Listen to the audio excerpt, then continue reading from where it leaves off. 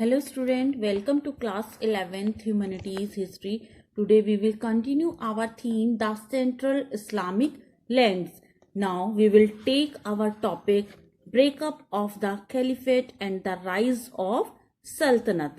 किस तरह से खलीफाओं का ब्रेकअप हुआ या उनका पतन हुआ और किस तरह से सल्तनत का राइज हुआ या उसका उत्थान हुआ. We will discuss in this topic. The Abbasid state became weaker from the 9th century because Baghdad control over the distant provinces declined and because of conflict between pro-Arab and pro-Iranian factions in the army and bureaucracy.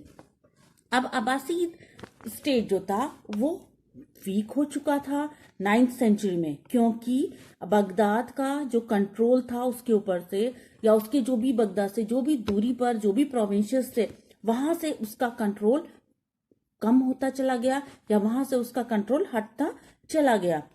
अब उसकी जो भी army थी, क्योंकि सब civil war होने लगे, आपस में गृह युद्ध छिड़ गया, तो उसकी जो सेना थी वो भी वीक होने लगी. वो सबके ऊपर अपना कंट्रोल नहीं रख पा रही थी और जितने भी आमीन या उसके मोमिन थे, जो खलीफा के सन थे, हारून अल रशीद, ये सभी लोग सब उसके ऊपर डिपेंड रहने लगे और एक उन्होंने अलग से अपनी पावर को क्रिएट, टर्किश पावर को क्रिएट कर लिया था.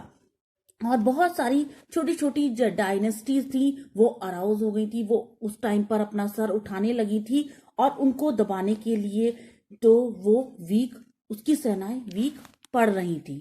और इस तरह से उसका सेंट्रल इराक पर और वेस्टर्न ईरान पर उसका जितना भी कंट्रोल था वो खत्म होता चला गया. The decision not to abolish the caliphate was a shrewd one because another Shiite dynasty, the Fatimids, had ambitions ruled the Islamic world.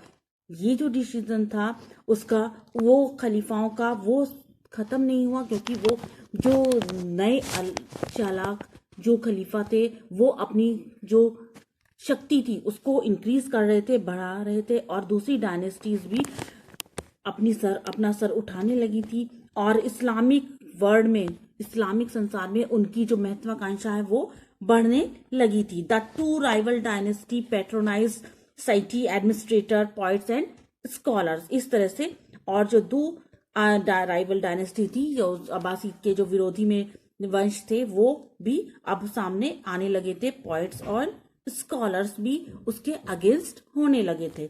Between 950 and 1200 Islamic society was held together not by a single political order or a single language of culture but by common economic and culture pattern.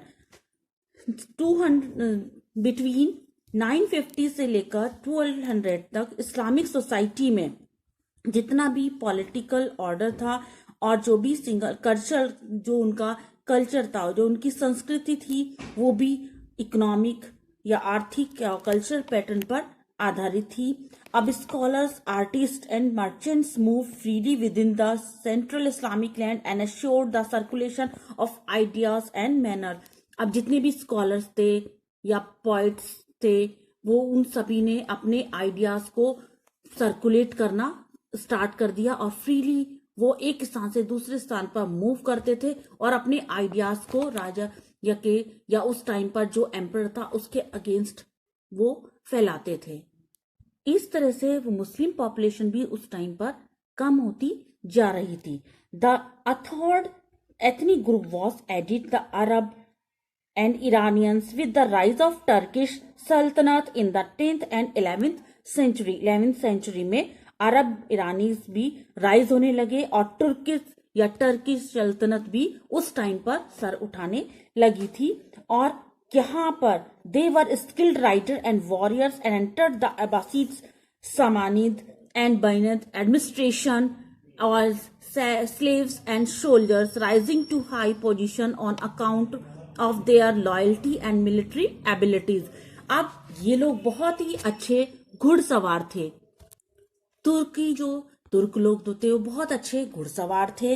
अब वो लोग क्योंकि घुड़सवारी में वो लोग बहुत निपुण रहते थे, तो अब्बासीद के शासन में या प्रशासन में उन लोगों ने एक स्लेव्स की तरह या एक दास की तरह या एक सिपाही सोल्जर की तरह वहां पर, या अपनी हाई पोजीशन में लॉयल्टी ऑफ मिलिट्री एबिलिटीज के द्वारा उन्होंने वहां पर अपने आप को एंटर किया।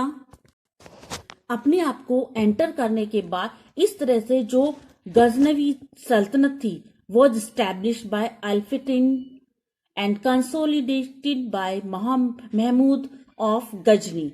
और इस तरह से महमूद गजनी ने भी गजनी में अपना वहां पर शासन स्थापित किया।